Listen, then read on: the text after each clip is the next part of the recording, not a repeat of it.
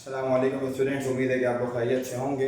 अच्छा बच्चों, आज की इस रिकॉर्डिंग के अंदर हमने करना क्या है कि काफ़ी सारी क्वेरीज मेरे पास आ रही थी कि सर जो मॉडल पेपर के अंदर सेक्शन सी में स्पेशली कि जो हमारे पास दो डेरिवेशन आ गई हैं, एक तो third equation second equation motion को उन्होंने थोड़ा मॉडिफाई किया है इन टर्म्स ऑफ ग्रेविटी, वो पूछ लिया है आपसे, ठीक है, यानी कि H equal to V I T plus half G T square. और दूसरा जो है ना, जो आपका लास्ट क्वेश्चन है मॉडल पेपर का, उसमें बड़ा इशू बच्चों को आया कि sir alpha equal to 1/3 beta तो हमारे सिलेबस में शामिल ही नहीं थी, जस्ट उसका एक प्रूफ था बस, यानी कि सिर्फ लिखा हुआ था कि right the relation between coefficient of linear expansion and coefficient of volumetric expansion. तो सब प्रूफ कैसे आ गया पूरा का पूरा हमारे मॉडल पेपर के अंदर? तो वो तो जाहिर सी बात है, बुक में ही था, टीचर से करवाया नहीं होगा वो, क्योंकि पुरानी बुक में था सब पूरा का पूरा प्रूफ, लेकिन नई बुक में मौजूद नहीं था प्रूफ, तो दैट्स टीचर ने करवाया नहीं। लेकिन चूँकि मॉडल पेपर में आ गया है, that's why you have to practice that derivation ना बच्चों। तो हमारी जो आज की रिकॉर्डिंग है उसमें पहले हम करेंगे, आपका अल्लाह वाला करे, कोफिशिएंट ऑफ लीनियर एक्सपेंशन और वॉल्यूमेट्रिक एक्सपेंशन वाली डेरिवेशन। फिर उसके बाद हम आपको H equal to V I T plus half G T पर सिखा देंगे, ठीक है। होपफुली आप लोग ये समझ में आ जाएंगी बातें सारी की सारी। फिर भी अगर किसी को इशू होता है तो व्हाट्सएप ग्रुप बने हुए आप लोगों के, आप लोग मुझसे उसमें कॉन्टेक्ट कर सकते हैं। So let me start. First of all हमारे पास जो आज का पहला टॉपिक है बच्चों, और हम करके आ रहे हैं फिजिक्स क्लास 9 के मॉडल पेपर्स का सोल्यूशन कर रहे हैं, तो ऊपर हम लिख देते हैं।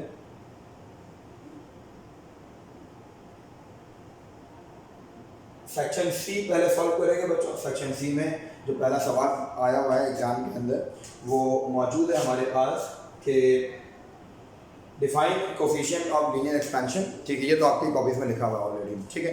लेकिन जो नेक्स्ट पार्ट है ना, proof alpha equal to 1/3 beta, ये नहीं होगा आपके पास, तो यहाँ से कॉपी डाउन कर लीजिएगा। फर्स्ट ऑफ ऑल ये क्या आपका सवाल है, व्हाट इज या डिफाइन, एक ही बात होती है, what is coefficient of linear expansion.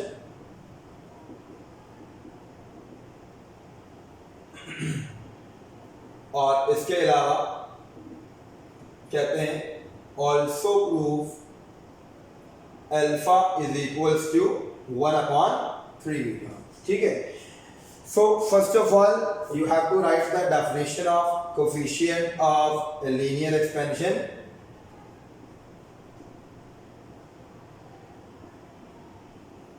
हमने जो आपको फॉर्मूला लिखवाया था कोफिशिएंट ऑफ लीनियर एक्सपेंशन, मतलब होता है अल्फा। क्या मतलब होता है बच्चों? अल्फा मतलब होता है इसका, ठीक है। अब इसको कैसे डिफाइन करें हम, आइए देखते हैं।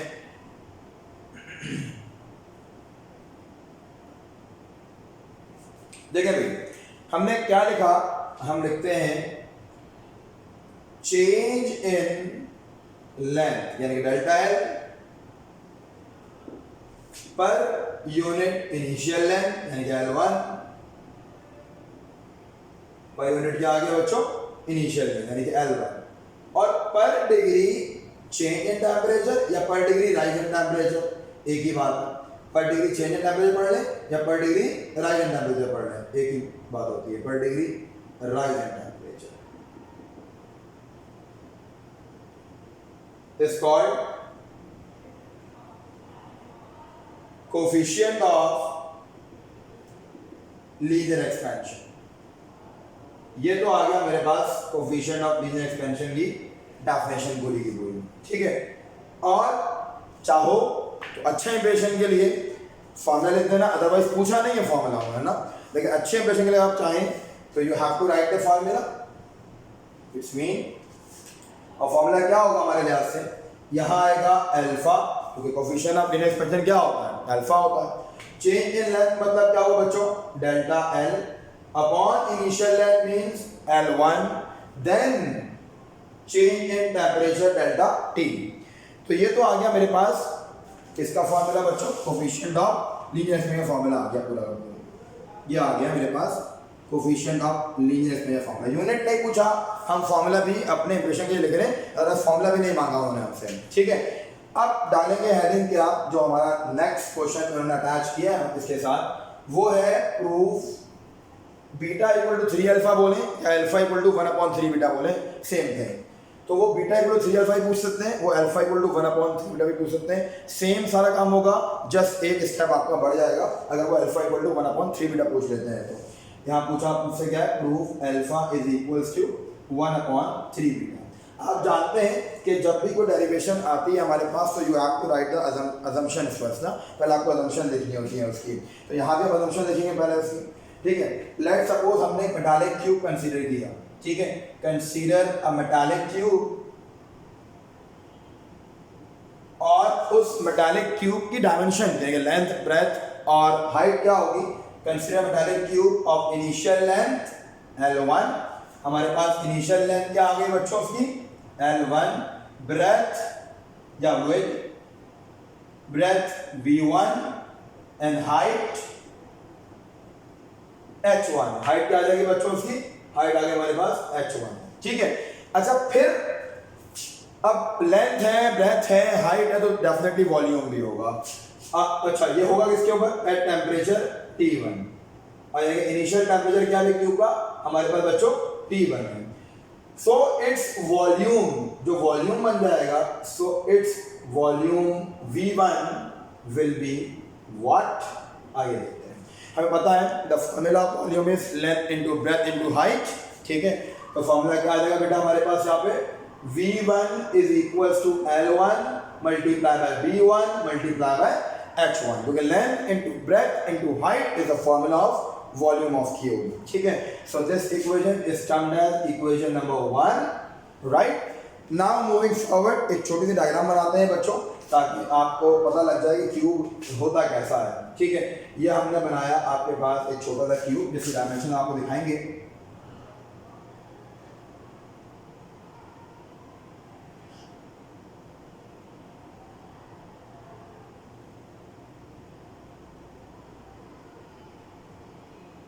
ये आ गया आपके पास स्मॉल क्यूब, ठीक है, जिसकी लेंथ क्या है बच्चों, length 1, breadth 1, height H1, volume V1 at temperature T1।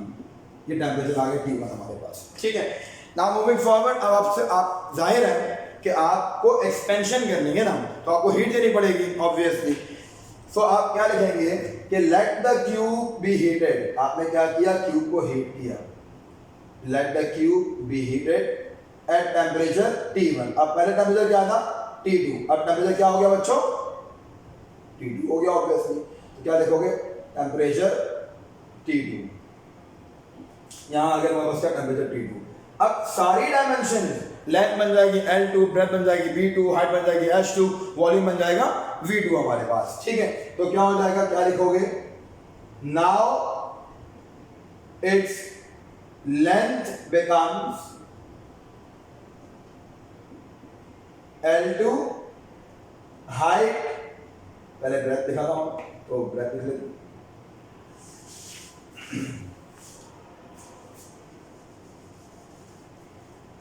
देखिए बच्चों, ब्रेथ क्या आ गई हमारे पास, it's breadth B2, height H2, and now it's volume V2 will be, क्या बनेगा, फॉर्मूला क्या है, V1 V into length into breadth into height। अब 1 लगाओ, 2 लगाओ, 3 लगाओ, एज पर रिक्वायरमेंट्स, ठीक है। तो यहाँ क्या है, V2 equal to L2 multiply by V2 multiply by H2। इसको बोल दिया हमने इक्वेशन नंबर 2। ये हो गया हमारे पास इक्वेशन नंबर 2 बच्चों, ठीक है। अच्छा अब एक और बात, जाहिर है क्यूब एक्सपेंड होगा, लेकिन इसका हरगिज़ मतलब ये नहीं है कि सर इतना सा क्यूब जो है वो इतना बड़ा हो जाएगा, नहीं। हमारे पास एक्सपेंशन आता है माइक्रोमीटर्स में, नैनोमीटर्स में, ठीक है। बहुत छोटा एक्सपेंशन होता है, बहुत ही इतना छोटा एक्सपेंशन होता है कि आपको नॉर्मली फील नहीं होगा, आपको मेजरमेंट करनी पड़ेगी किसी न किसी इंस्ट्रूमेंट से एक्सपेंशन हुई भी है सर कि नहीं हुई है इसके अंदर, ठीक है। तो हम इसीलिए क्या लिखते हैं, इसीलिए आपको दिखाएंगे क्यूब बना के कि एक्सपेंशन हुई तो ज़रूर है बच्चों, ठीक है, लेकिन वो बहुत कम एक्सपेंशन होती है। और इसका तस्करा मैं आपसे आगे करूँगा। जैसे लेट सपोज मेरे पास ये तो आ गया एक्सपेंडेड क्यूब, ठीक है। यहां पे क्या होगा, ये हो गई मेरे पास L2, लेंथ 2 हो गई, ब्रेथ 2 हो गई, H2 हो गया, वॉल्यूम 2 एट टेम्परेचर T2। कोई इशू यहां तक आप लोगों को होपफुली नहीं होगा। ठीक है। अच्छा जनाब, अब तुम एक बात सीख कर आए थे वॉल्यूमेट्रिक एक्सपेंशन के अंदर और लीनियर एक्सपेंशन के अंदर। तुमने फॉर्मूला बनाया था लीनियर एक्सपेंशन का, if a metallic rod increases so its final length will be find out by the formula that is L2 equals to L1 1 plus alpha delta T. बनाया था ना formula उन्होंने वाला लीनियर एक्सपेंशन के अंदर। जब हम लीनियर एक्सपेंशन की डेरिवेशन कर रहे थे क्लास में, तो हमने फॉर्मूला ड्राइव किया था L2 equal to L1 1 plus alpha delta T. देखो लेंथ बढ़ रही है हॉरिजॉन्टल एक्सिस पर, ठीक है, वन डायमेंशन के अंदर। ब्रेथ बढ़ेगी लेट्स सपोज z एक्सिस के ऊपर, तो फॉर्मूला क्या होगा, वही सिंगल डायमेंशन, L की जगह B आ जाएगा, मतलब B2 equal to B1 1 plus alpha delta T. Height बढ़ रही है y एक्सिस पर, वही वन डायमेंशन, तो फॉर्मूला क्या होगा, H2 equal to H1 1 plus alpha delta T. यानी कि मतलब क्या हुआ, length horizontal axis, breadth z axis और हाइट y एक्सिस, हर कोई अपनी ही डायमेंशन में इंक्रीज हो रहा है, ठीक है। तो इसीलिए हम अप्लाई कर सकते हैं लेंथ पे भी, ब्रेथ पे भी, हाइट पे भी, तीनों पे वन डायमेंशन चेंज वाला फॉर्मूला। मतलब L2 equal to L1 1 plus alpha delta T, और B2 equal to B1 1 plus alpha delta T, और H2 equal to H1 1 plus alpha delta T. तो मैं क्या लिखूंगा यहाँ पर बेटा, यहाँ लिखा जाएगा हमारे पास कि फॉर ऑल डायमेंशंस हम क्या लिख सकते हैं, हमारे पास क्या हो जाएगा, ये बन जाएगा L2 equal to L1 1 plus alpha delta T, B2 equal to B1 1 plus alpha delta T, H2 equal to H1 1 plus alpha delta T. Now you are supposed to put all these equation in equation number 2, ठीक है। so now equation number 2 becomes, एक line ले देता हूं मैं आप लोगों के सामने के लिए, कि putting all the above values, putting all the above values in equation number 2. So now equation number 2 becomes what? It will be V2 equals to L1 1 plus alpha delta t, B1 1 plus alpha delta t, H1 1 plus alpha delta t. When same is multiplied, the power will be added. तो क्या बन गया, V2 equal to L1 B1 H1 1 plus alpha delta T का whole cube. अब तुम class 6 से whole cube वाला formula पढ़ते हुए आ रहे हो, वो क्या है हमारे पास, a प्लस बी का whole cube equal to a cube plus 3a square b plus 3ab square plus b cube. Now here a is 1 and b is alpha delta t. So you have to evaluate this formula in terms of n alpha plus delta t. But उससे पहले एक बात और, कि यहाँ पे जो L1 B1 H1 है, L1 B1 H1 किसके बराबर है, हम इक्वेशन नंबर 1 V1 के बराबर। तो तुम क्या करोगे, यहाँ पे पहले लिखोगे कि V2 is equals to V1, ठीक है। फिर करोगे इवैल्यूएट, एक ही जगह क्या आ जाएगा 1 का क्यूब, फिर 3 into 1 का स्क्वायर, फिर alpha delta t, then 3 into 1 alpha delta t का square, then alpha delta t का क्यूब। ये आ गया मेरे पास पूरा का पूरा फॉर्मूला, ठीक है। V1 कहां से आया, बाय इक्वेशन नंबर 1, आगे लिख दो बाय इक्वेशन नंबर 1, ताकि तुम्हें याद है कि हमने इक्वेशन में से कोई हेल्प ली है, ठीक है। तो ये क्या हो गया, V2 इक्वल टू V1 1 का क्यूब 1 1 का स्क्वायर 1 3 1 3 3 अल्फा डेल्टा t, और 3 1 3 alpha square delta t square, ठीक है। उसके बाद alpha cube delta t cube. समझ गए इस बात को आप लोग। मैंने क्या कहा कि अल्फा बेसिकली कोफिशिएंट है which tells about the expansion of the cube और लेंथ, ठीक है। खैर एक्सपेंशन ऑफ द लेंथ बताएगा, क्योंकि वन डायमेंशन होता है ना लीनियर एक्सपेंशन हमारे पास। तो और एक्सपेंशन में as I told you before कि एक्सपेंशन जो है वो बहुत छोटी होती है, कि -6 पावर होगी, -9 पावर होगी, माइक्रोमीटर्स में नैनोमीटर्स में हमारे पास होती है मोस्टली ना। तो बहुत छोटी वैल्यू होती है अल्फा की। लेट सपोज अगर मैं बात करूं कि हमारे पास इस टाइप की वैल्यूज होती हैं कि 1.6 एक्सपोनेंशियल -8, और इस टाइप की वैल्यूज हमारे पास होती है -8 होगा पावर, -9 होगा, -6 होगा पावर। तो इसलिए जब हम एक छोटी वैल्यू का मजीद स्क्वायर ले लेंगे तो मजीद छोटी हो जाएगी, और जब हम एक क्यूब ले लेंगे तो आप तसव्वुर कीजिए वो अप्रॉक्सीमेटली इक्वल टू 0 हो जाएगी हमारे पास। क्योंकि इसी वजह से हम क्या लिखेंगे बच्चों, यहाँ पे क्या लिखेंगे कि as alpha is small, alpha छोटा है, मान ली बात, तो their higher powers, higher power मतलब alpha cube alpha square, their higher powers will be neglected. अब विल बी नेग्लेक्टेड जब हो गया, ऐसे नहीं हो गया, बताओगे कैसे हुआ। इसलिए हुआ सर क्योंकि अल्फा स्क्वायर ले या फिर अल्फा क्यूब लें, that will be approximately equal to 0। जब यहाँ 0 आ जाएगा तो पूरी टर्म 0, जब यहाँ 0 आ जाएगा तो पूरी टर्म 0, तो ये भी 0 हो गया, ये भी 0 हो गया। Now the remaining terms are v2 is equals to v1 1 plus 3 alpha delta t। This is equation number 3। क्या आगे बच्चों हमारे पास इक्वेशन नंबर 3। फिर तुम वॉल्यूमेट्रिक एक्सपेंशन में पढ़कर आए थे क्लास के अंदर कि सर वॉल्यूमेट्रिक एक्सपेंशन निकाली जाती है। यहाँ क्या लिखूंगा मैं, बाय वॉल्यूमेट्रिक एक्सपेंशन। तुम पढ़कर आए थे ये चीज कि वॉल्यूमेट्रिक एक्सपेंशन क्या होता है मेरे पास, जैसे L2 equal to L1 1 plus delta T था, तो यहाँ क्या आ जाएगा मेरे पास बच्चों V2 equal to V1 1 plus beta delta T, and beta is called coefficient of volumetric expansion. ठीक है, ये बन गए बच्चों मेरे पास क्या, equation number 4। Now both the equations are equal to the same variable, दोनों किसके बराबर हैं, V2 के इक्वल हैं। तो हम क्या करें, comparing equation number 1 and comparing equation number 3 and 4। तो ये आ गया comparing equation number 3 and equation number 4। ठीक है, जब तुमने कंपेयर कर लिया बच्चों तो क्या बन गया, ये आ गया मेरे पास V1, ये देखो अब चूंकि V2 तो लिखेंगे नहीं, right side of 4 right side of 3, तो क्या बन गया V1 1 plus beta delta T is equals to V1 1 plus 3 alpha delta T.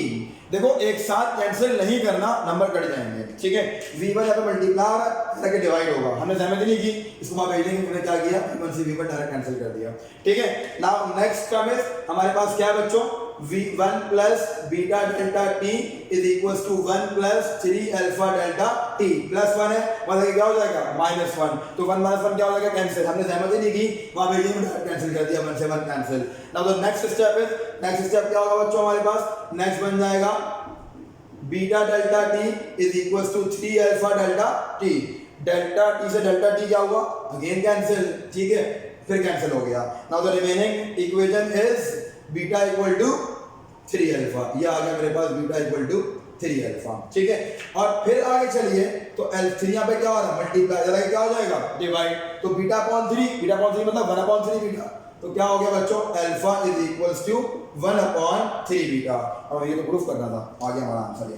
ठीक है, अब गौर करो कि पूरी डेरिवेशन मैंने कैसे तमीज से की है, हर फॉर्मूले से पहले 3 डॉट्स लगाए हैं, डायग्राम प्रॉपर बनाई है, हर स्टेप से पहले एम्प्लॉइज दैट लगाया हुआ है। ठीक है, तो ये पेपर की टेक्निक्स है हमारे पास। इंशाल्लाह एक वीडियो मैं आपको इस पर भी भेजूंगा कि how to attend the paper और कैसे टाइम मैनेज करें कि आपका पेपर जो है पूरा 9 क्लास का वो इजीली सॉल्व हो जाए with in the time.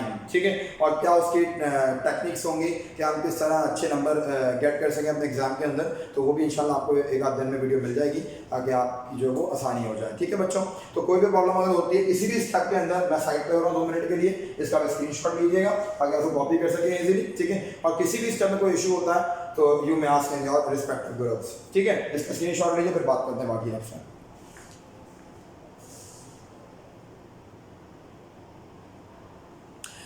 Hopefully बच्चों स्क्रीनशॉट ले लिया होगा आपने इसका।